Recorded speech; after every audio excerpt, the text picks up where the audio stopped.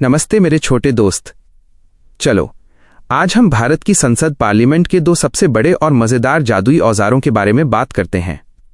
सोचो कि हमारा देश एक बहुत बड़ा स्कूल है और संसद उस स्कूल का एक बड़ा कमरा है जहां सारे बड़े लीडर्स बैठकर नियम बनाते हैं।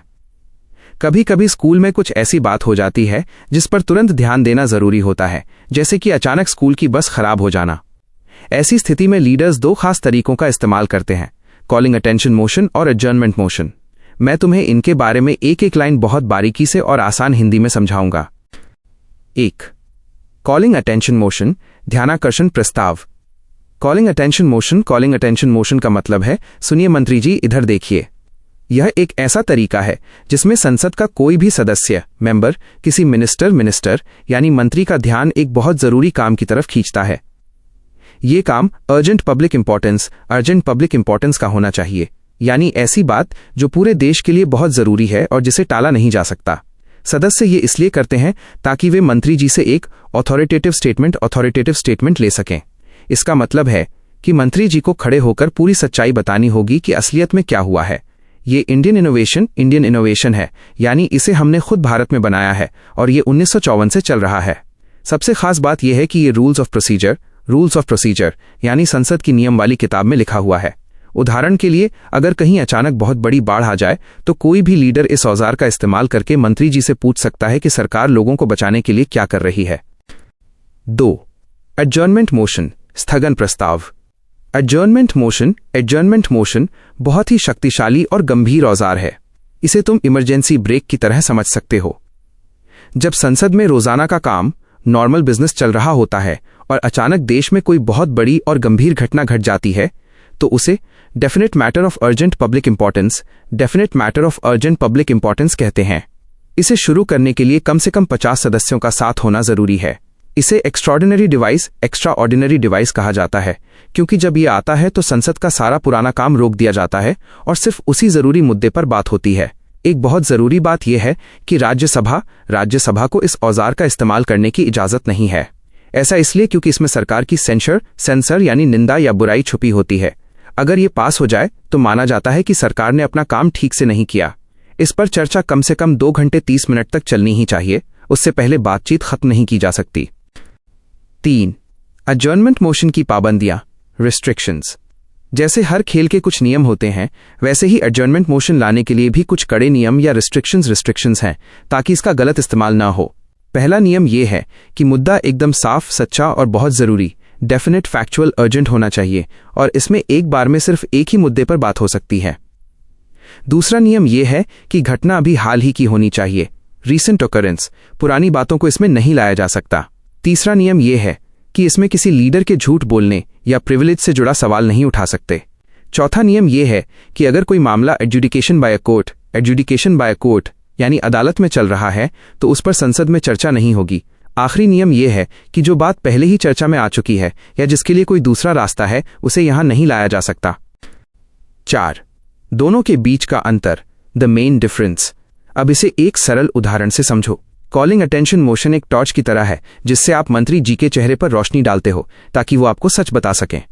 वहीं एडजर्नमेंट मोशन एक अलार्म की तरह है जो पूरे संसद को रोक देता है और कहता है कि रुको, पहले इस बड़ी मुसीबत पर बात करो। कॉलिंग अटेंशन शांतिपूर्ण है और दोनों सदनों, लोकसभा और राज्यसभा में हो सकता है, लेकिन एडजर्नमेंट मोशन सिर्फ लोकसभा में होता है, क्योंकि ये सरकार को डांटने या उसकी गलती निकालने जैसा होता है।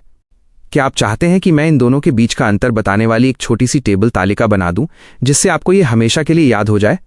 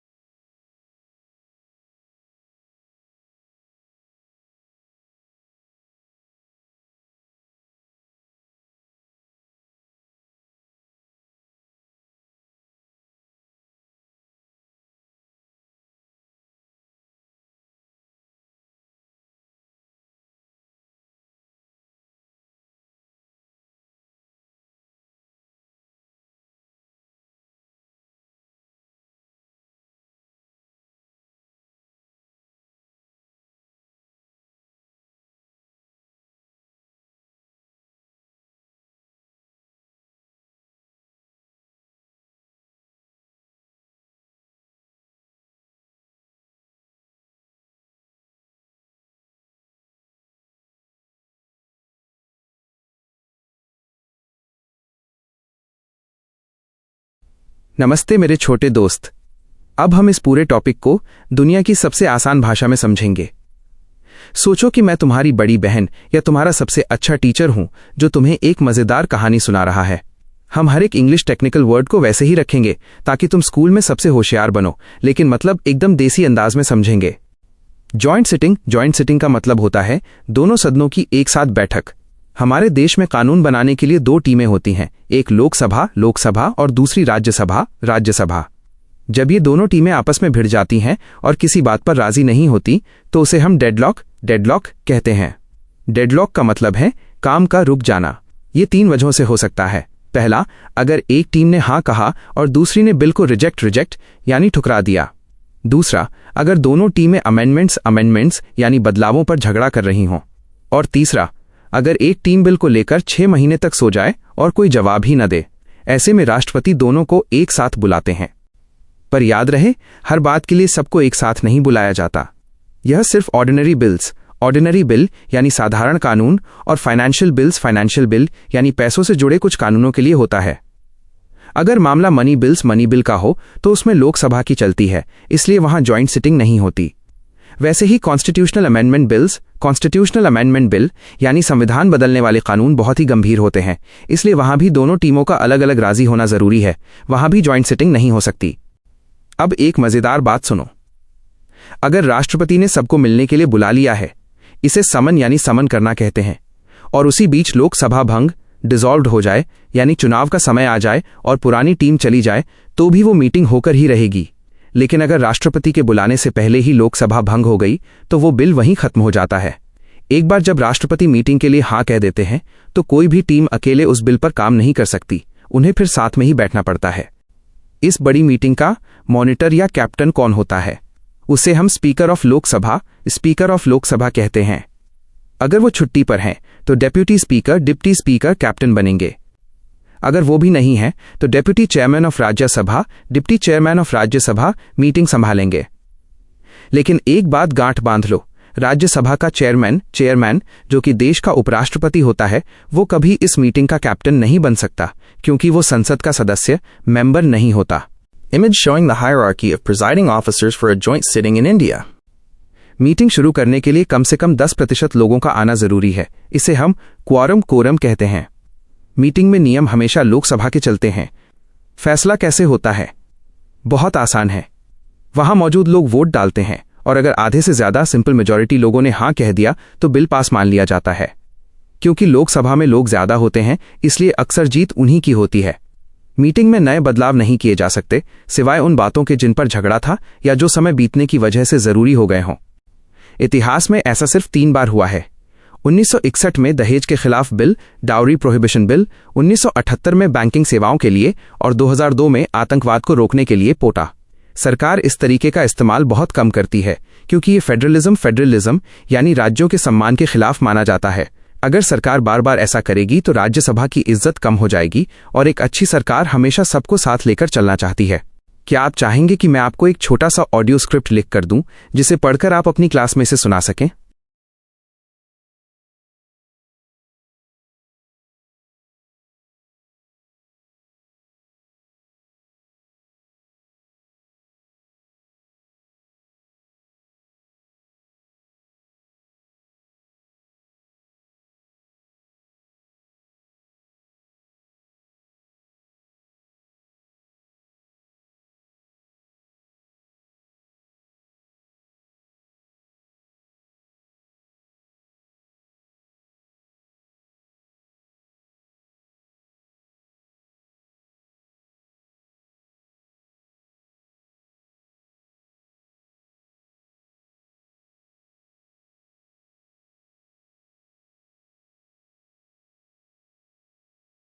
Joint sitting of Parliament, 1-page revision cheat sheet. Core identity and origin. Constitutional article, Article 108. Borrowed from Australian Constitution. Nature. Extraordinary mechanism. Not a regular feature. Purpose. To resolve legislative deadlock between Lok Sabha, LS, and Rajya Sabha, RS. The deadlock triggers 3 situations. Rejection. Bill passed by House A, but House B rejects it completely. Disagreement. Both houses disagree on specific amendments. The fight over changes. 6-month stall. House B takes no action for greater than 6 months, excluding periods of recess/adjournment greater than 4 days. Applicability. The yes-no rule allowed for ordinary bills and financial bills, Category 1 and 2. Not allowed for asterisk money bills, Art 110. LS is supreme. RS has only 14 days. Constitution Amendment bills, Art 368.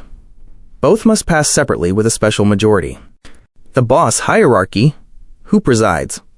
1. Speaker of Lok Sabha. 2. Deputy Speaker of Lok Sabha, if Speaker is absent. 3. Deputy Chairman of Rajya Sabha, if both above are absent. 4. Any MP determined by the members present, if all above are absent. Critical note: the Chairman of RS, Vice President, never presides because he is not a member of the House. Meeting mechanics. Summoned by the President of India. Quorum: 1/10 of the total members of both houses combined. Rules of procedure. Lok Sabha rules apply. Voting: simple majority, more than 50% of members present and voting. Lapsing rule: if LS dissolves before notification, right arrow, bill lapses. If LS dissolves after President notifies intention, right arrow, sitting must happen. Historical sittings, the only 3 times: 1961, Dowry Prohibition Bill; 1978, Banking Service Commission, Repeal, Bill; 2002, Prevention of Terrorism Bill, POTA. Daily revision, tricks and memory anchors. The 108 connection. In India, 108 is an emergency ambulance number. Think of Article 108 as the ambulance for a dying bill to save it from deadlock. The VP gap. Remember, VP is a guest. He can watch from the side, but can't hold the mic, cannot preside. LS dominance anchor. Think quantity over quality. LS has approximately 543 versus RS approximately 245. In a joint sitting, LS always wins the math game. Federal Guard. Why no joint sitting for Art 368? Because the soul of states, RS, cannot be crushed by LS numbers when changing the basic law book. Pro tip for exam: if a question asks about the joint session on the first day of the year, elections, that is Article 87, President's Address, not the Article 108, joint sitting for deadlocks. Don't mix them up. Would you like me to create a 2-minute rapid-fire quiz based on these pointers to test your memory right now?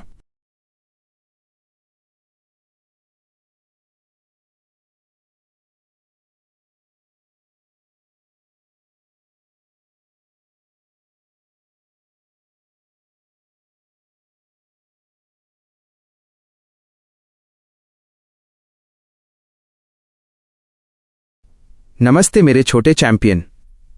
आज हम भारत की संसद parliament के एक बहुत ही मजेदार और जरूरी हिस्से के बारे में सीखेंगे जिसे जॉइंट सिटिंग, संयुक्त बैठक कहते हैं। इसे ऐसे समझो जैसे स्कूल में 2 अलग अलग क्लासरूम हैं, लोकसभा बड़ी क्लास और राज्यसभा बुजुर्गों की क्लास। जब किसी नए नियम यानी बिल को लेकर इन दोनों क्लास के बीच लड़ाई हो जाती है और कोई समाधान नहीं निकलता, तब प्रिंसिपल प्रेसिडेंट दोनों को एक साथ एक ही हॉल में बिठाते हैं। इसे ही जॉइंट सिटिंग कहते हैं। सबसे पहले बात करते हैं कि इस बड़ी मीटिंग का मॉनिटर कौन होगा। इस मीटिंग की अध्यक्षता प्रिजाइड हमेशा स्पीकर ऑफ लोकसभा करते हैं। अगर वो छुट्टी पर हैं तो डेप्यूटी स्पीकर ऑफ लोकसभा उनकी जगह लेंगे, और अगर वो भी नहीं हैं तो deputy chairman of Rajya Sabha meeting संभालेंगे। यहां एक बहुत पक्की बात याद रखना, चेयरमैन ऑफ राज्यसभा जो हमारे देश के उपराष्ट्रपति यानी वाइस प्रेसिडेंट होते हैं, कभी भी इस मीटिंग के बॉस नहीं बन सकते। क्यों? क्योंकि वो संसद के किसी भी हाउस के सदस्य मेंबर नहीं होते, वो बस एक बाहरी टीचर की तरह होते हैं। अब सोचो कि मीटिंग शुरू करने के लिए कितने लोगों का आना जरूरी है। इसे हम क्वोरम कहते हैं। अगर दोनों हाउस के कुल मेंबर्स को मिला दिया जाए तो कम से कम 1/10 TH 10वां हिस्सा लोगों का वहां मौजूद होना जरूरी है, वरना छुट्टी हो जाएगी। इस मीटिंग में नियम भी लोकसभा के ही चलते हैं। ये बिल्कुल वैसा है जैसे आप अपने दोस्त के घर खेलने गए तो खेल के नियम भी दोस्त के ही चलेंगे। चूंकि लोकसभा में ज्यादा लोग होते हैं, इसलिए वहां वोटिंग में जीतना आसान होता है।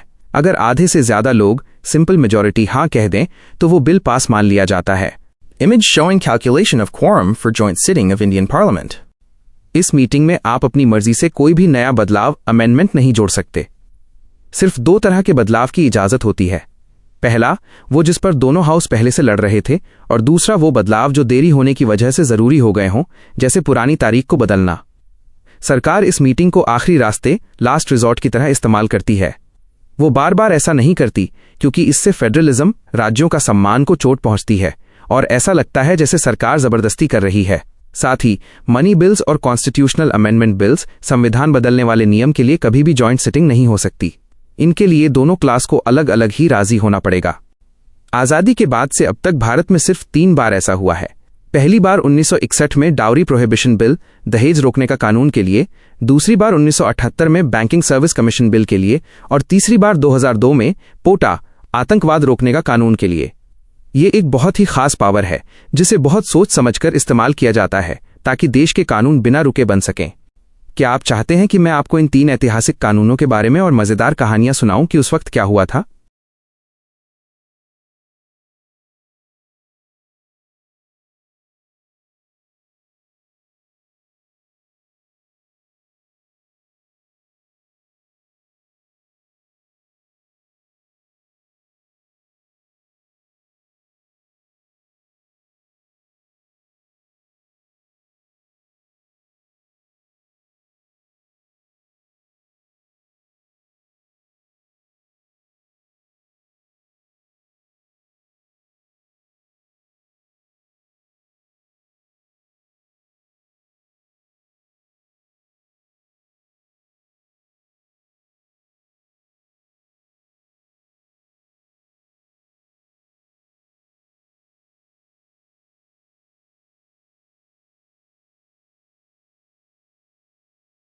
नमस्ते मेरे छोटे से जीनियस स्टूडेंट। आज हम बजट को इतनी आसानी से समझेंगे कि आप दूसरों को भी पढ़ा पाओगे। मैं तुम्हें एक एक शब्द का मतलब हिंदी में समझाऊंगा, लेकिन जो जरूरी नाम है उन्हें हम इंग्लिश में ही रखेंगे ताकि तुम प्रो बन सको। बजट को समझने के लिए सोचो कि तुम्हारा घर कैसे चलता है। तुम्हारे पापा मम्मी महीने की शुरुआत में बैठते हैं और हिसाब लगाते हैं कि इस महीने कितनी सैलरी आएगी और बिजली का बिल, स्कूल की फीस और खिलौनों पर कितना खर्चा होगा। बस इसी को देश के लेवल पर बजट कहते हैं।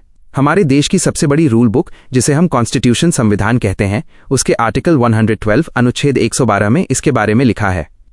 लेकिन मजेदार बात यह है कि इस पूरी किताब में कहीं भी बजट शब्द का इस्तेमाल नहीं हुआ है। इसकी जगह एक बहुत ही भारी भरकम और सुंदर नाम दिया गया है, annual financial statement. Annual financial statement. Annual का मतलब होता है सालाना, फाइनेंशियल का मतलब पैसों से जुड़ा, और स्टेटमेंट का मतलब पूरी जानकारी। अब बात करते हैं कि ये कब से कब तक के लिए होता है। जैसे तुम्हारा बर्थडे साल में एक बार आता है, वैसे ही सरकार का नया साल 1 जनवरी को नहीं बल्कि 1 अप्रैल को शुरू होता है और अगले साल 31 मार्च 31 मार्च को खत्म होता है। इसे हम फाइनेंशियल ईयर, वित्तीय वर्ष कहते हैं। इस बजट के अंदर सरकार 2 मुख्य चीजें बताती है। रिसीट्स यानी जो पैसा सरकार के पास टैक्स और अन्य तरीकों से आएगा, और एक्सपेंडिचर यानी जो पैसा सरकार सड़कें बनाने, स्कूल चलाने और सेना पर खर्च करेगी।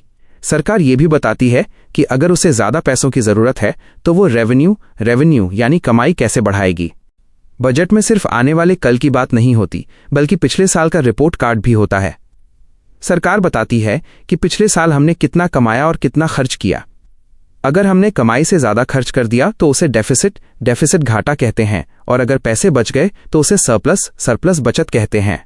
इसके अलावा सरकार अपनी इकोनॉमिक एंड फाइनेंशियल पॉलिसी भी बताती है, जिसका मतलब है कि देश को अमीर और मजबूत बनाने के लिए सरकार की क्या प्लानिंग है। जैसे तुम प्लान करते हो कि अगली क्लास में फर्स्ट आने के लिए तुम कितने घंटे पढ़ोगे, वैसे ही सरकार देश के लिए प्लान बनाती है। साल 2017 में बजट में 2 बहुत बड़े बदलाव हुए। पहले बजट फरवरी के आखिरी दिन पेश किया जाता था, लेकिन इसे बदलकर 1 फरवरी 1 फरवरी कर दिया गया। ऐसा इसलिए किया गया ताकि सरकार को चर्चा करने और सारे फैसले लेने के लिए ज्यादा समय मिल सके, और 1 अप्रैल को नया साल शुरू होते ही सारा पैसा सही जगह पहुंच जाए। दूसरा बड़ा बदलाव ये था कि रेलवे बजट को भी मुख्य बजट, यूनियन बजट के साथ जोड़ दिया गया।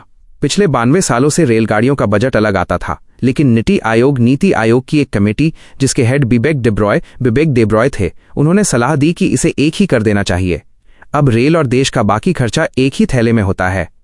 क्या आप जानते हैं कि बजट पेश करने से पहले सरकार के लोग कई दिनों तक एक खुफिया जगह पर बंद रहते हैं ताकि कोई जानकारी बाहर न लीक हो जाए? इस प्रक्रिया की शुरुआत एक मीठी रस्म से होती है जिसे हलवा सेरेमनी कहते हैं, जिसमें सब मिलकर कड़ाही में बना गर्मा गर्म हलवा खाते हैं। अब तुम बताओ, क्या तुम जानना चाहते हो कि सरकार के पास सबसे ज्यादा पैसा कहां से आता है, टैक्स से या उधार से?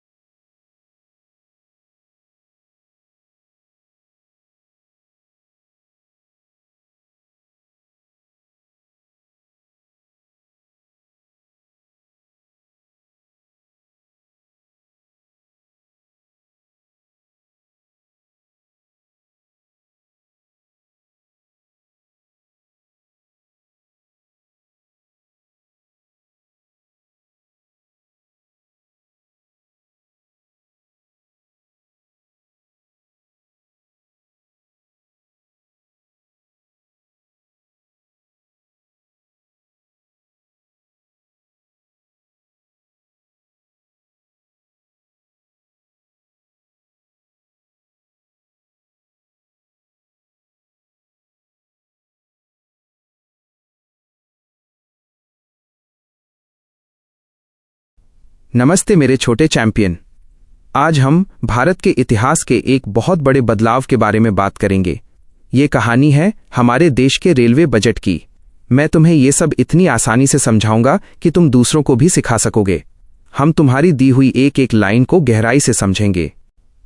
सबसे पहले नीति आयोग नाम की एक बहुत समझदार लोगों की टीम ने देखा कि समय के साथ रेलवे बजट का आकार जनरल बजट आम बजट के सामने बहुत डिमिनिश्ड माइनस यानी छोटा हो गया है। इसे ऐसे समझो जैसे पहले तुम्हारे पास एक छोटी गुल्लक थी सिर्फ खिलौनों के लिए, और एक बड़ी अलमारी थी बाकी सब चीजों के लिए।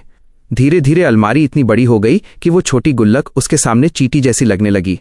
इस टीम ने यह भी बताया कि हमारे देश की किताब यानी कॉन्स्टिट्यूशन माइनस संविधान में कहीं भी ये नहीं लिखा है कि रेलवे के लिए अलग से बजट बनाना लीगल रिक्वायरमेंट माइनस कानूनी जरूरत है।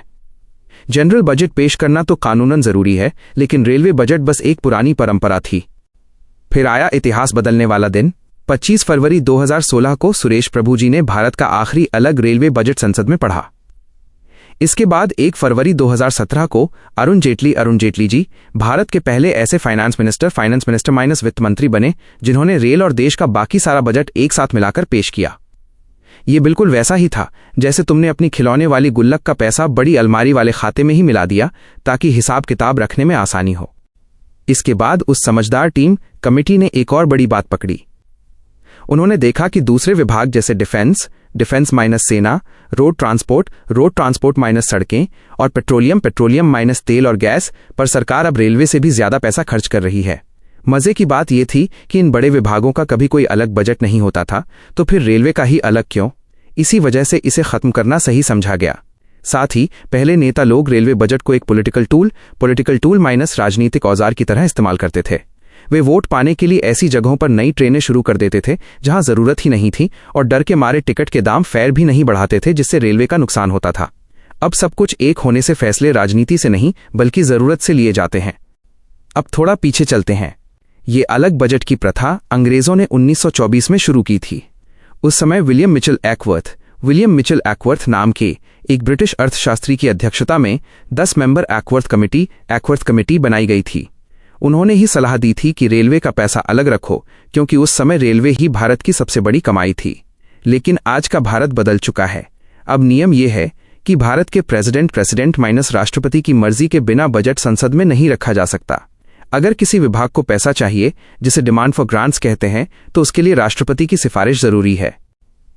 अंत में ये समझना बहुत जरूरी है कि सरकार के पास एक बहुत बड़ा खजाना होता है जिसे कंसोलिडेटेड फंड ऑफ इंडिया कहते हैं। इस खजाने से एक भी रुपया निकालने के लिए संसद में कानून बनाना पड़ता है, जिसे अप्रोप्रिएशन कहते हैं। साथ ही अगर सरकार को कोई नया टैक्स लगाना हो तो उसे मनी बिल लाना पड़ता है। याद रखना, ये मनी बिल हमेशा लोकसभा में ही लाया जा सकता है, और इसके लिए भी राष्ट्रपति की मंजूरी चाहिए। अब रेलवे का सारा पैसा इसी बड़े खजाने का हिस्सा है, जिससे रेलवे का विकास अब पहले से कहीं ज्यादा तेजी से हो रहा है। क्या तुम चाहते हो कि मैं तुम्हें यह समझाऊं कि लोकसभा और राज्यसभा में पैसों को लेकर शक्तियों का क्या अंतर होता है?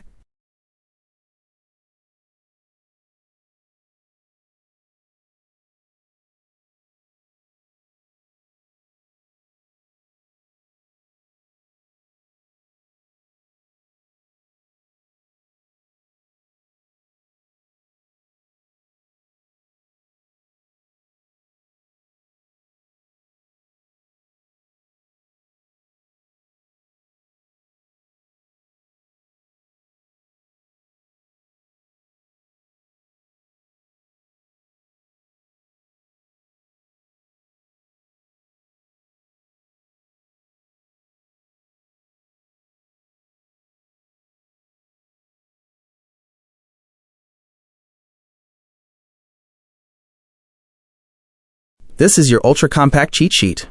It is designed to be factually dense, including the latest 2026 data, so you can master this topic in under 2 minutes. The Railway Budget Cheat Sheet, 2026. I. The Core Shift, 1924. Practice started by British. Ackworth Committee, 1920-21. September 2016. Merger approved by Union Cabinet based on Bibek-Debroy Committee, Niti Aayog, the 25th of February 2016. Last separate rail budget, Suresh Prabhu, the 1st of February 2017. First combined budget, Arun Jaitley. Why merge? Railway size shrank from 70 to 80% 1924 to less than 15% 2016 of total budget. 2. Key constitutional articles. Article 112. Mandatory annual financial statement, the Union budget. Article 110. Money bill. Contains tax/spending, Lok Sabha power only. Article 266. Consolidated Fund of India, the main vault where all money sits. Article 114. Appropriation Bill. The key to withdraw money from Article 266. 3. Critical reasons for merger. Depoliticization. Ended populism. New trains for votes versus actual need. Financial ease. Railways no longer pay dividend, rent to government. Efficiency. Multimodal planning. Roads plus rails. Under one roof. PM Gati Shakti. IV. Latest 2026 data and facts. Capital outlay. Record 2.65 lakh rupees crore for FY 2025-26. Operating ratio. Targeted at 98.43%. Railways spends 98 rupees and 43 paise to earn 100 rupees. 100% electrification. Goal set for broad gauge completion by FY 2025-26. Kavach system. Massive budget for indigenous anti-collision technology. Bullet train. Mumbai-Ahmedabad trial runs targeted for August 2027. Daily revision and memory anchors. To ensure you never forget this, use these 3 anchors. 1. The 110, 112, 114 sequence revision trick. 110. Money. The definition of the money. 112. Budget. Showing the money to Parliament. 114. Bill. Getting the law to take the money out. Memory tip. Just remember it as definition right arrow, statement right arrow law. 2. The Ackworth to Debroy Bridge. Ackworth, A. Started it. 1924. Debroy, D. Ended it. 2017. Memory tip. A comes first in the alphabet. D comes later. 3. The 3-minute scan. Morning. Read only the articles 112, 110, 266. Noon. Read only the dates 1924, 2016, 2017. Night. Read only the latest figures 2.65 lakh rupees crossing, 98.4% ratio. 4. Visualization anchor. Imagine the consolidated fund, Art 266, as a locked chest. The appropriation bill, Art 114, is the physical key. The President's recommendation is the signature on the lock. Would you like me to create a true-false challenge based on these specific pointers to test your memory?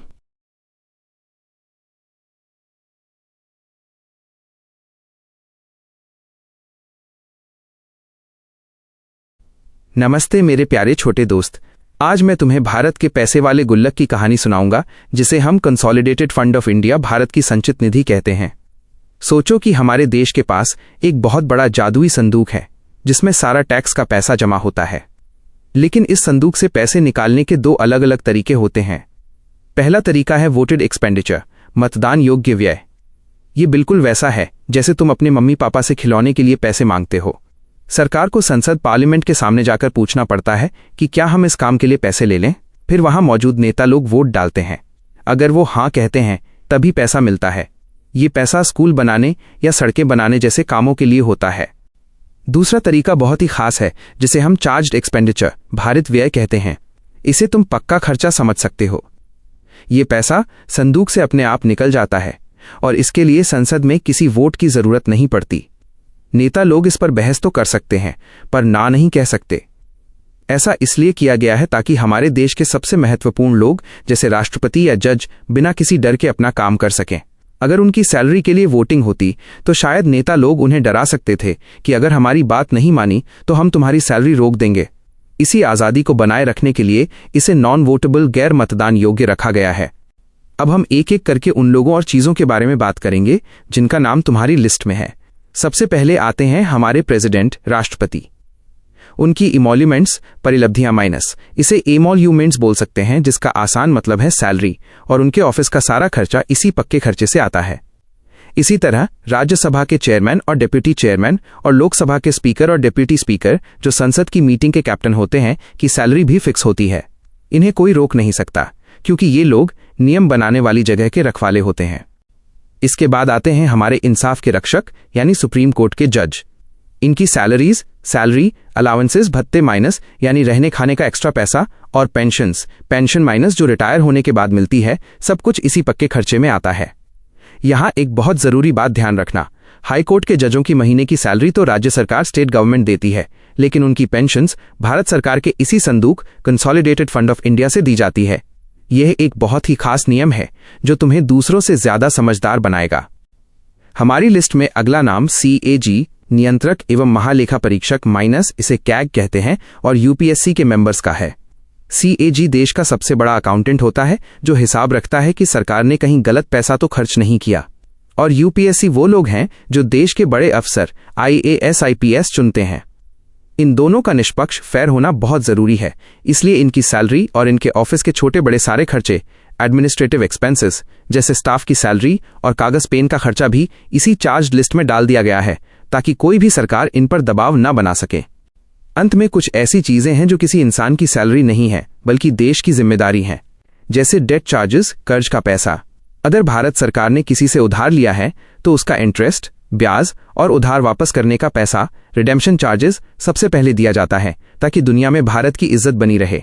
इसके अलावा अगर किसी court ने सरकार को आदेश दिया है, judgement या डिक्री, कि तुम्हें इस व्यक्ति को इतने पैसे देने होंगे, तो सरकार को वो पैसा हर हाल में देना पड़ता है। संसद उस पर वोट नहीं कर सकती, और अगर कभी संसद को लगे कि कोई और नया काम भी बहुत जरूरी है तो वो कानून बनाकर उसे भी इस लिस्ट में जोड़ सकते हैं। अब तुम इस टॉपिक के मास्टर बन चुके हो। क्या तुम चाहोगे कि मैं तुम्हें कुछ ऐसे सवाल दूं जिससे तुम अपनी इस जानकारी को चेक कर सको?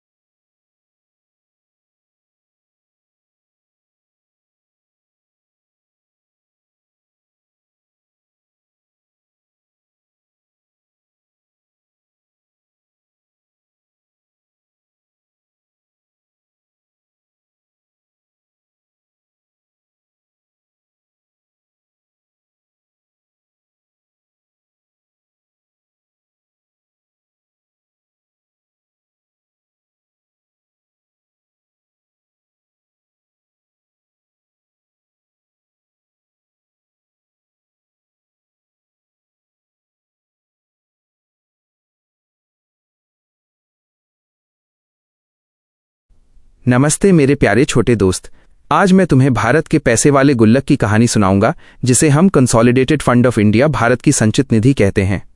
सोचो कि हमारे देश के पास एक बहुत बड़ा जादुई संदूक है जिसमें सारा टैक्स का पैसा जमा होता है, लेकिन इस संदूक से पैसे निकालने के दो अलग अलग तरीके होते हैं। पहला तरीका है वोटेड एक्सपेंडिचर, मतदान योग्य व्यय। ये बिल्कुल वैसा है जैसे तुम अपने मम्मी पापा से खिलौने के लिए पैसे मांगते हो। सरकार को संसद पार्लियामेंट के सामने जाकर पूछना पड़ता है कि क्या हम इस काम के लिए पैसे ले लें। फिर वहां मौजूद नेता लोग वोट डालते हैं। अगर वो हाँ कहते हैं तभी पैसा मिलता है। ये पैसा स्कूल बनाने या सड़कें बनाने जैसे कामों के लिए होता है। दूसरा तरीका बहुत ही खास है जिसे हम चार्ज्ड एक्सपेंडिचर, भारित व्यय कहते हैं। इसे तुम पक्का खर्चा समझ सकते हो। ये पैसा संदूक से अपने आप निकल जाता है और इसके लिए संसद में किसी वोट की जरूरत नहीं पड़ती। नेता लोग इस पर बहस तो कर सकते हैं पर ना नहीं कह सकते। ऐसा इसलिए किया गया है ताकि हमारे देश के सबसे महत्वपूर्ण लोग जैसे राष्ट्रपति या जज बिना किसी डर के अपना काम कर सकें। अगर उनकी सैलरी के लिए वोटिंग होती तो शायद नेता लोग उन्हें डरा सकते थे कि अगर हमारी बात नहीं मानी तो हम तुम्हारी सैलरी रोक देंगे। इसी आज़ादी को बनाए रखने के लिए इसे नॉन वोटेबल गैर मतदान योग्य रखा गया है। अब हम एक एक करके उन लोगों और चीज़ों के बारे में बात करेंगे जिनका नाम तुम्हारी लिस्ट में है। सबसे पहले आते हैं हमारे प्रेसिडेंट, राष्ट्रपति। उनकी इमोल्यूमेंट्स, परिलब्धियां माइनस, इसे एमोल्यूमेंट्स बोल सकते हैं, जिसका आसान मतलब है सैलरी, और उनके ऑफिस का सारा खर्चा इसी पक्के खर्चे से आता है। इसी तरह राज्यसभा के चेयरमैन और डिप्यूटी चेयरमैन और लोकसभा के स्पीकर और डिप्यूटी स्पीकर, जो संसद की मीटिंग के कैप्टन होते हैं, की सैलरी भी फिक्स होती है। इन्हें कोई रोक नहीं सकता, क्योंकि ये लोग नियम बनाने वाली जगह के रखवाले होते हैं। इसके बाद आते हैं हमारे इंसाफ के रक्षक यानी सुप्रीम कोर्ट के जज। इनकी सैलरीज, सैलरी, अलाउंसेस, भत्ते माइनस यानी रहने खाने का एक्स्ट्रा पैसा, और पेंशन्स, पेंशन माइनस जो रिटायर होने के बाद मिलती है, सब कुछ इसी पक्के खर्चे में आता है। यहाँ एक बहुत जरूरी बात ध्यान रखना, हाई कोर्ट के जजों की महीने की सैलरी तो राज्य सरकार, स्टेट गवर्नमेंट देती है, लेकिन उनकी पेंशन्स भारत सरकार के इसी संदूक कंसोलिडेटेड फंड ऑफ इंडिया से दी जाती है। यह एक बहुत ही खास नियम है जो तुम्हें दूसरों से ज्यादा समझदार बनाएगा। हमारी लिस्ट में अगला नाम CAG, नियंत्रक एवं महालेखा परीक्षक माइनस, इसे कैग कहते हैं, और UPSC के मेंबर्स का है। CAG देश का सबसे बड़ा अकाउंटेंट होता है जो हिसाब रखता है कि सरकार ने कहीं गलत पैसा तो खर्च नहीं किया। और UPSC वो लोग हैं जो देश के बड़े अफसर IAS IPS चुनते हैं। इन दोनों का निष्पक्ष फेयर होना बहुत जरूरी है, इसलिए इनकी सैलरी और इनके ऑफिस के छोटे बड़े सारे खर्चे, एडमिनिस्ट्रेटिव एक्सपेंसेस जैसे स्टाफ की सैलरी और कागज पेन का खर्चा भी इसी चार्ज लिस्ट में डाल दिया गया है, ताकि कोई भी सरकार इन पर दबाव न बना सके। अंत में कुछ ऐसी चीजें हैं जो किसी इंसान की सैलरी नहीं है, बल्कि देश की जिम्मेदारी है, जैसे डेट चार्जेस, कर्ज का पैसा। अगर भारत सरकार ने किसी से उधार लिया है तो उसका इंटरेस्ट, ब्याज और उधार वापस करने का पैसा, रिडेम्पशन चार्जेस, सबसे पहले दिया जाता है, ताकि दुनिया में भारत की इज्जत बनी रहे। इसके अलावा अगर किसी कोर्ट ने सरकार को आदेश दिया है, जजमेंट या डिक्री, कि तुम्हें इस व्यक्ति को इतने पैसे देने होंगे, तो सरकार को वो पैसा हर हाल में देना पड़ता है। संसद उस पर वोट नहीं कर सकती, और अगर कभी संसद को लगे कि कोई और नया काम भी बहुत जरूरी है, तो वो कानून बनाकर उसे भी इस लिस्ट में जोड़ सकते हैं। अब तुम इस टॉपिक के मास्टर बन चुके हो। क्या तुम चाहोगे कि मैं तुम्हें कुछ ऐसे सवाल दूं जिससे तुम अपनी इस जानकारी को चेक कर सको?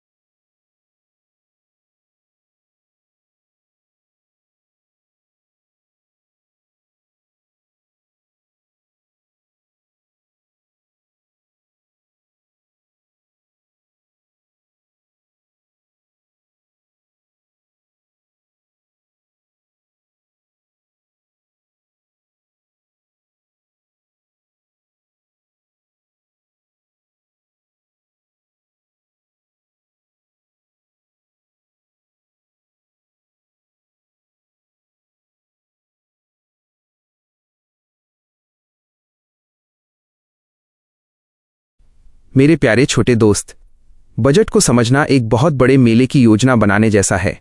मैं तुम्हें दुनिया के सबसे आसान शब्दों में ये पूरी कहानी सुनाऊंगा ताकि तुम इसे कभी न भूलो। हम तुम्हारी दी हुई एक एक लाइन को हिंदी में समझेंगे, लेकिन जरूरी शब्दों को इंग्लिश में ही रहने देंगे ताकि तुम प्रो बन सको। Stage 1, presentation of the budget, budget का पेश होना। सबसे पहले देश के फाइनेंस मिनिस्टर, वित्त मंत्री लोकसभा में आते हैं। सोचो जैसे स्कूल में हेड बॉय या हेड गर्ल सबके सामने साल भर का प्लान रखते हैं। वो एक भाषण पढ़ते हैं जिसे बजट स्पीच कहते हैं। इसमें बताया जाता है कि देश कितना पैसा कमाएगा और उसे सड़कों, स्कूलों और अस्पतालों पर कैसे खर्च करेगा। इसके बाद यही बजट राज्यसभा में भी ले जाया जाता है। लेकिन याद रखना, राज्यसभा के पास बहुत कम ताकत होती है। वो बस बजट पर बातचीत कर सकते हैं, लेकिन वो पैसों के लिए वोट नहीं दे सकते। असली ताकत लोकसभा के पास होती है, क्योंकि वहां जनता के चुने हुए लोग बैठते हैं। स्टेज 2, जनरल डिस्कशन, आम चर्चा। जब बजट पेश हो जाता है तो दोनों हाउसेज, लोकसभा और राज्यसभा में इस पर चर्चा होती है। इसे जनरल डिस्कशन कहते हैं। यहां सब लोग ऊपर से बातें करते हैं, जैसे बजट अच्छा है या बुरा। इस समय कोई भी सदस्य सरकार से पैसे कम करने को नहीं कह सकता, यानी कोई कट मोशन नहीं ला सकता, और न ही कोई वोटिंग होती है। ये सिर्फ एक बातचीत का दौर है, ताकि सबको पता चल जाए कि सरकार की नीयत क्या है।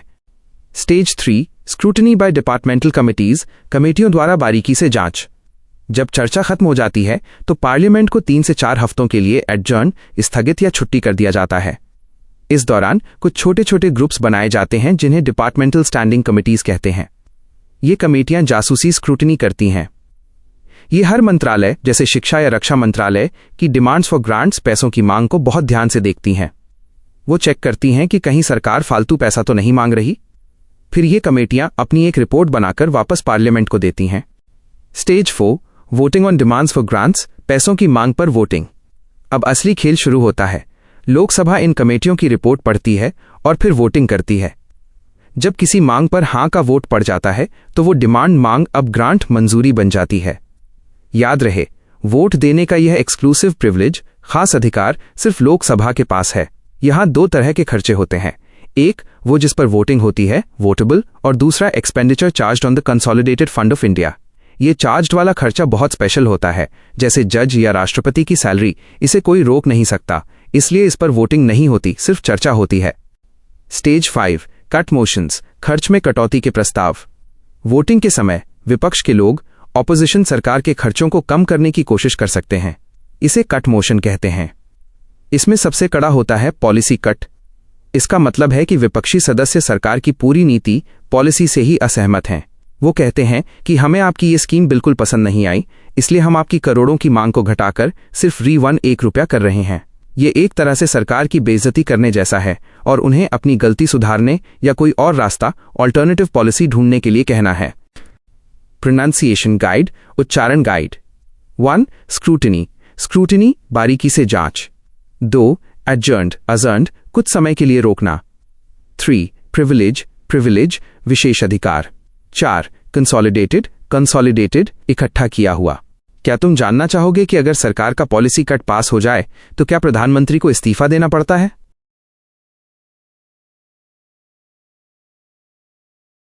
मेरे नन्हे दोस्त, अब मैं तुम्हें इस प्रक्रिया के इतने गहरे और आसान राज बताऊंगा कि तुम अपने स्कूल के टीचर्स को भी हैरान कर दोगे।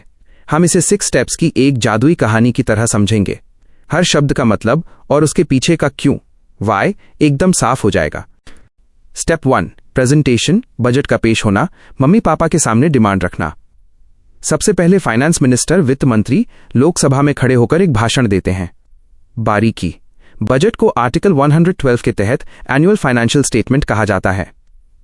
सिंपल एग्जाम्पल, जैसे तुम नए साल पर अपने पापा को बताते हो कि पापा, इस साल मुझे नई साइकिल चाहिए, स्कूल की फीस देनी है और घूमने जाना है। ये तुम्हारी प्रेजेंटेशन है। राज्यसभा का रोल, बजट वहां भी जाता है, पर वो सिर्फ एक मेहमान की तरह है। वो सिर्फ देख सकते हैं, लेकिन पैसों के फैसले को बदल नहीं सकते। उनके पास सिर्फ 14 दिन का समय होता है। स्टेप 2, जनरल डिस्कशन, आम चर्चा माइनस सिर्फ गप्पे मारना। बजट पेश होने के कुछ दिन बाद दोनों सदनों में बहस होती है। बारीकी, यहां कोई हिसाब किताब नहीं चेक करता। लोग चिल्लाते हैं, महंगाई बढ़ गई या किसानों के लिए अच्छा है। सिंपल एग्जाम्पल, जैसे तुम्हारे पापा तुम्हारी साइकिल की बात सुनकर कहें, बेटा साइकिल तो महंगी आ रही है, अभी कोई फैसला नहीं हुआ, बस चर्चा हो रही है। रूल, इस समय कट मोशन, पैसे कम करने का बटन नहीं दबाया जा सकता। Step 3, scrutiny by committees, committee द्वारा जांच, पड़ोसी अंकल की सलाह। जब चर्चा खत्म हो जाती है तो पार्लियामेंट को 3 से 4 हफ्तों के लिए बंद कर दिया जाता है। इसे एडजॉर्नमेंट कहते हैं। बारीकी, यहां 24 स्टैंडिंग कमिटीज काम करती हैं। हर कमेटी में लोकसभा और राज्यसभा दोनों के मेंबर होते हैं। सिंपल एग्जाम्पल, पापा अपने किसी समझदार दोस्त को बुलाते हैं और पूछते हैं, देखो तो क्या वाकई साइकिल इतने की आती है, क्या इसे कम में नहीं लिया जा सकता। डीप डिटेल, ये कमेटी एक्सपर्ट्स की तरह काम करती हैं ताकि सरकार झूठ ना बोल सके। Step 4, voting on demands, voting minus पक्का फैसला। अब वापस सब लोग लोकसभा में मिलते हैं। बारीकी, ये सिर्फ लोकसभा में होता है। यहां हर डिपार्टमेंट जैसे शिक्षा, रेल के लिए अलग अलग वोटिंग होती है। चार्ज्ड vs वोटेबल 1, वोटेबल, इस पर वोट डलता है, जैसे सड़कों का पैसा। 2, चार्ज्ड एक्सपेंडिचर, इसे कंसोलिडेटेड फंड ऑफ इंडिया से निकाला जाता है। इस पर वोटिंग नहीं होती। क्यों? क्योंकि अगर जजों या राष्ट्रपति की सैलरी पर वोटिंग होने लगी तो नेता लोग उन्हें डरा सकते हैं, इसलिए यह पैसा सेफ रखा जाता है। सिंपल एग्जाम्पल, पापा कहते हैं, ठीक है, साइकिल के लिए पैसे हाँ हैं, पर चॉकलेट के लिए ना है। स्टेप 5, कट मोशंस, कटौती के तरीके, माइनस कंजूसी का बटन। वोटिंग के दौरान विपक्षी नेता ऑपोजिशन 3 तरह के कट मोशंस ला सकते हैं। 1. पॉलिसी कट, तारांकन सिंपल मतलब हमें तुम्हारा प्लान ही कचरा लगा। एक्शन, पैसे घटाकर 1 रुपया कर दो। यह एक संकेत है कि हमें तुम्हारी सोच पसंद नहीं। 2. इकोनॉमी कट, तारांकन सिंपल मतलब प्लान ठीक है पर खर्चा बहुत ज्यादा दिखा रहे हो। एक्शन, एक फिक्स अमाउंट जैसे 1000 रुपीज कम कर दो। 3. टोकन कट, तारांकन सिंपल मतलब हम बस अपनी नाराजगी जता रहे हैं। एक्शन, सिर्फ 100 रुपए कम कर दो। स्टेप 6. अप्रोप्रिएशन और फाइनेंस बिल्स, आखिरी मोहर। जब वोटिंग हो जाती है तब भी सरकार पैसा नहीं निकाल सकती, उसे 2 चाबियां चाहिए। 1. अप्रोप्रिएशन बिल, ये चाबी सरकार को भारत की तिजोरी कंसोलिडेटेड फंड ऑफ इंडिया से पैसे निकालने की कानूनी ताकत देती है। 2. फाइनेंस बिल, ये चाबी सरकार को जनता से टैक्स वसूलने की ताकत देती है। कुछ प्रो बातें जो तुम्हें सबसे आगे रखेंगी। गिलोटिन, जब समय खत्म होने वाला होता है और बहुत सारी मांगों पर चर्चा बाकी होती है तो स्पीकर सबको एक साथ वोटिंग के लिए डाल देता है, इसे गिलोटिन कहते हैं। करंट फैक्ट, भारत में अब रेलवे बजट और आम बजट एक साथ आते हैं 2017 से। पहले ये अलग अलग आते थे। क्या तुम चाहते हो कि मैं तुम्हें एक छोटा सा टेस्ट दूं जिससे पता चले कि तुम इसे कितना गहराई से समझे हो?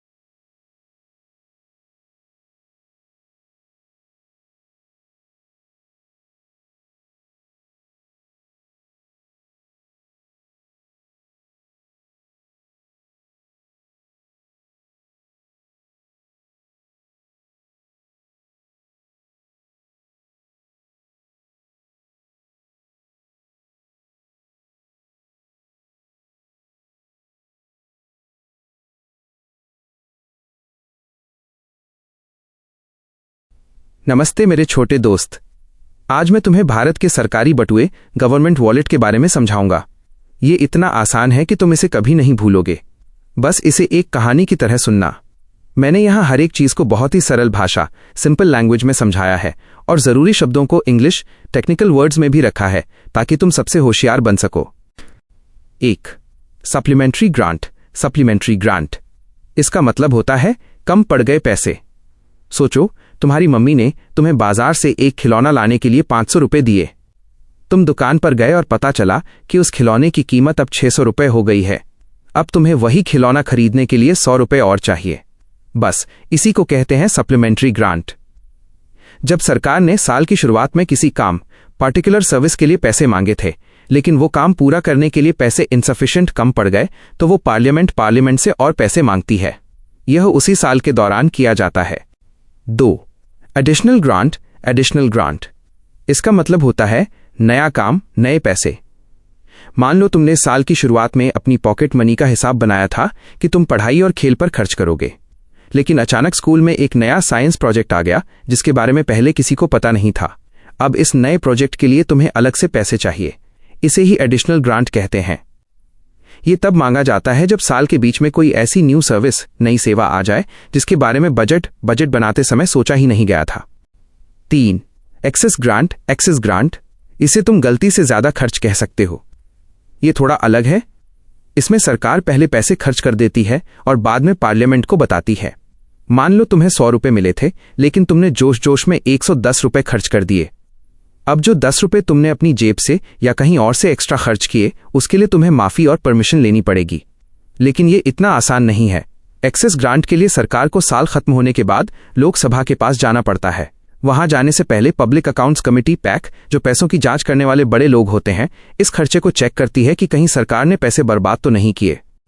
4.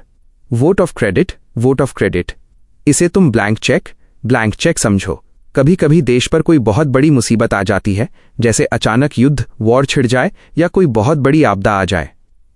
उस समय सरकार के पास इतना समय नहीं होता कि वो एक एक पैसे का हिसाब डिटेल्स लिखकर पार्लियामेंट को दे।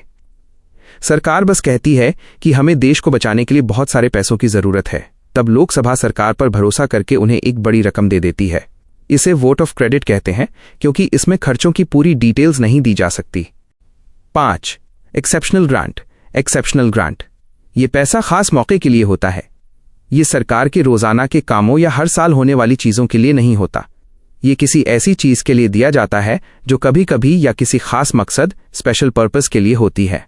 जैसे मान लो देश में कोई बहुत बड़ा इंटरनेशनल इवेंट होने वाला है जो रोज रोज नहीं होता, तो उसके लिए जो पैसा मिलेगा उसे एक्सेप्शनल ग्रांट कहेंगे। ये बजट का हिस्सा नहीं होता, ये बिल्कुल अलग, यूनिक होता है। 6. Token grant. टोकन ग्रांट इसे तुम पॉकेट बदलना कह सकते हो। इसमें सरकार को नए पैसे नहीं चाहिए होते, बस पुराने पैसों को एक जगह से दूसरी जगह ले जाना होता है। मान लो तुम्हारे पास चॉकलेट के लिए 10 रुपए हैं और बिस्किट के लिए 10 रुपए।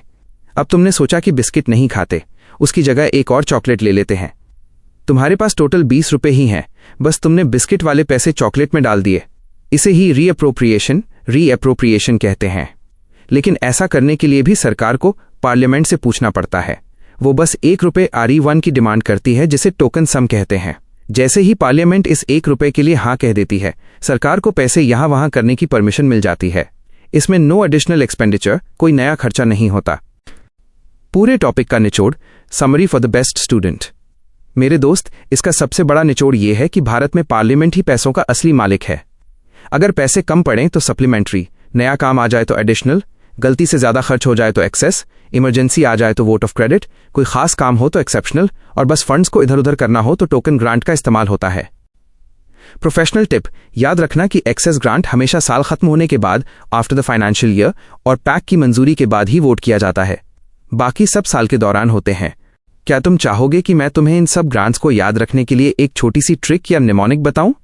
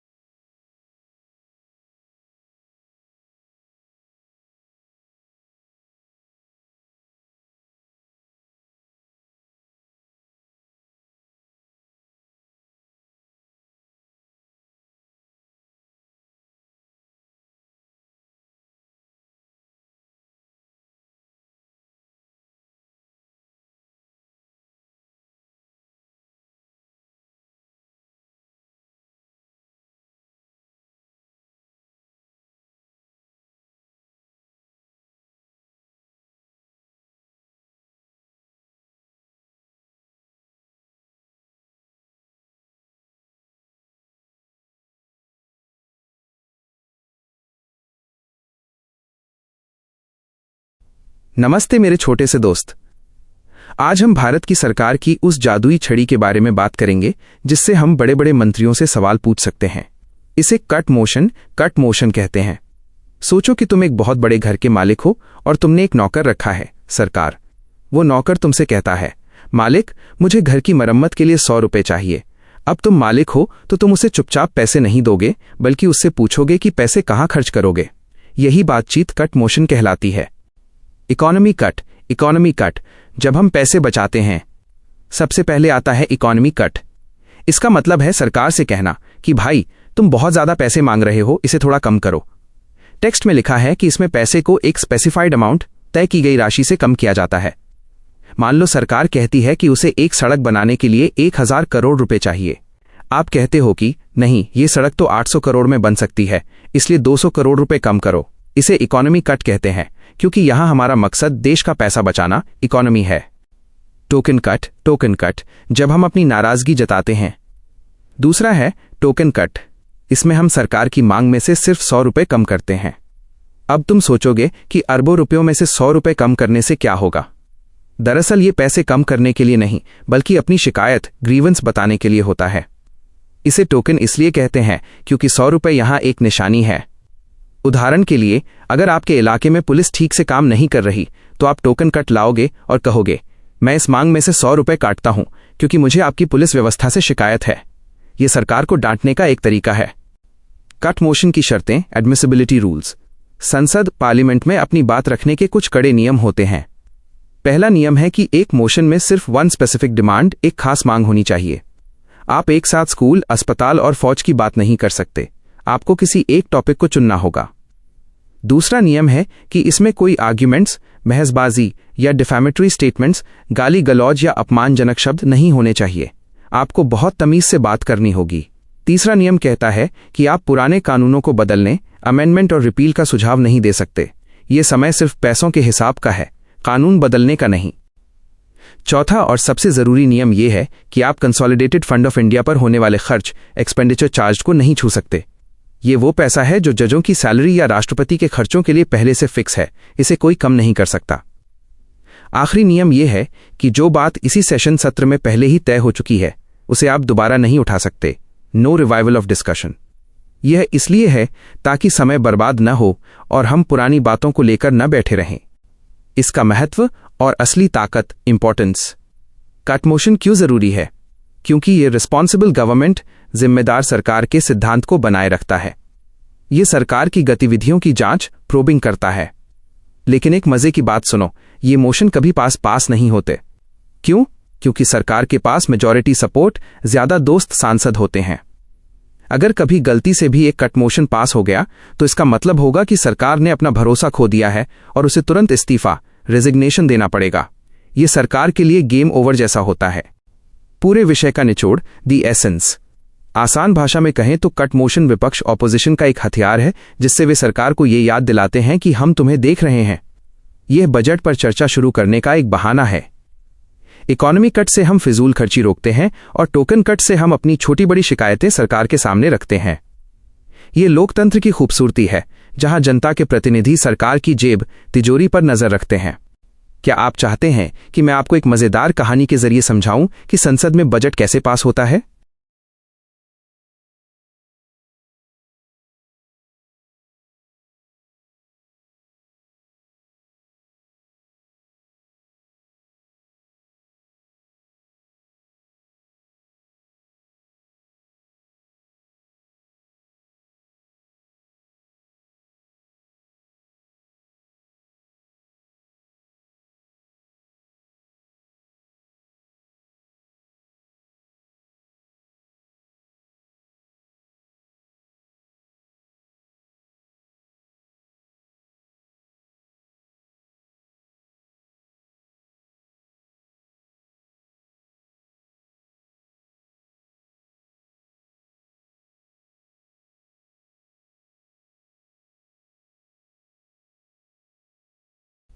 नमस्ते मेरे छोटे दोस्त।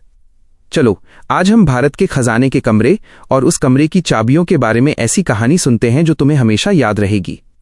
इसे बहुत ध्यान से सुनना, क्योंकि तुम अब देश चलाने के सबसे बड़े नियमों को सीखने जा रहे हो। 1. अप्रोप्रिएशन बिल, खजाने से पैसे निकालने की इजाजत।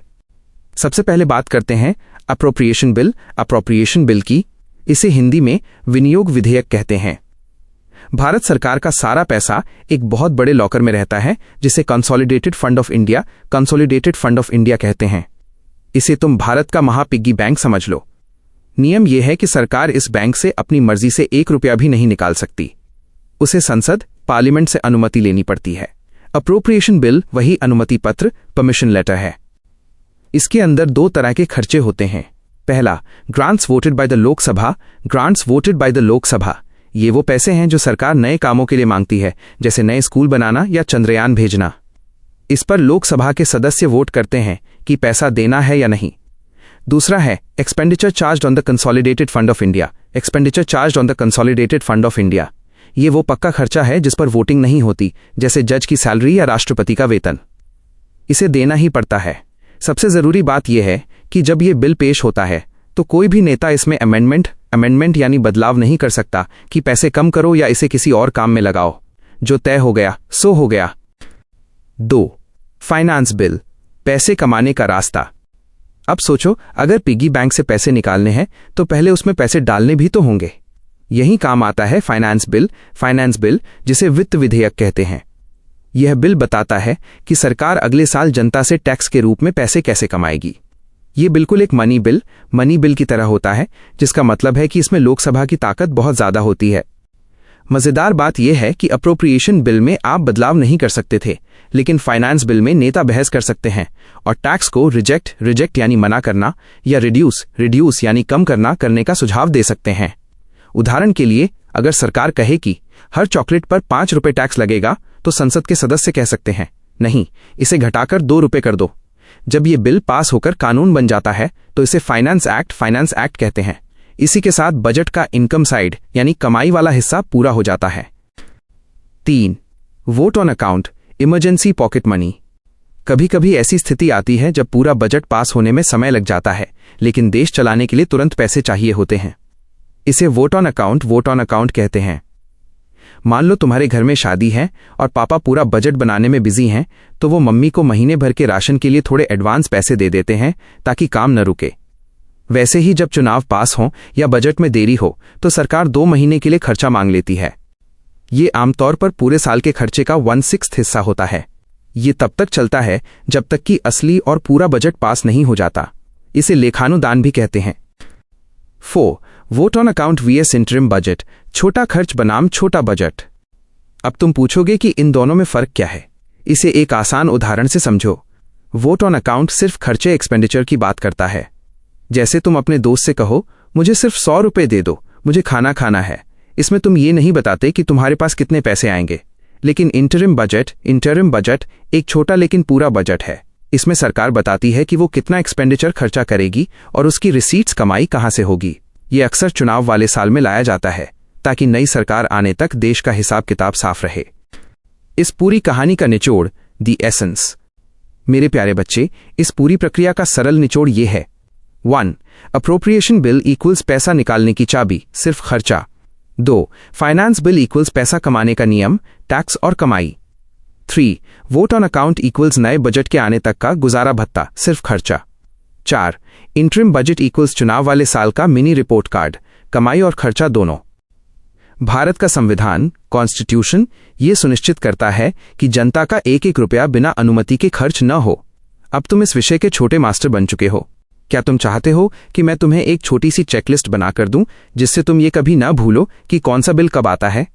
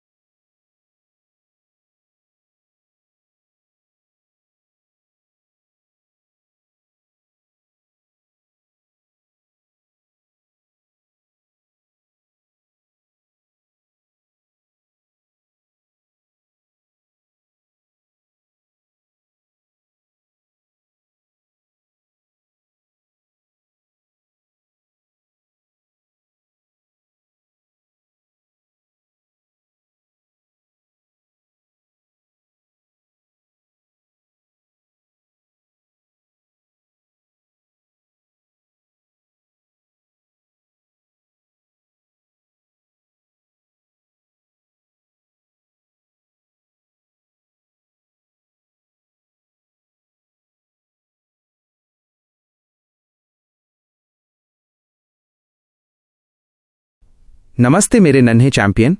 भारत के सरकारी खातों, गवर्नमेंट अकाउंट्स को समझना अब आपके लिए बच्चों का खेल होगा। मैं आपको दुनिया के सबसे आसान शब्दों में एक एक लाइन और एक एक शब्द का मतलब समझाऊंगा। हम तकनीकी शब्दों, टेक्निकल वर्ड्स को इंग्लिश में ही रखेंगे ताकि आप भविष्य के लिए तैयार रहें, लेकिन उनकी समझ बिल्कुल देसी और आसान होगी। 1. Consolidated fund of India, Bharat की संचित निधि। यह भारत सरकार का सबसे बड़ा और मुख्य पिगी बैंक है। भारत के संविधान के आर्टिकल 266(1) के तहत इसे बनाया गया है।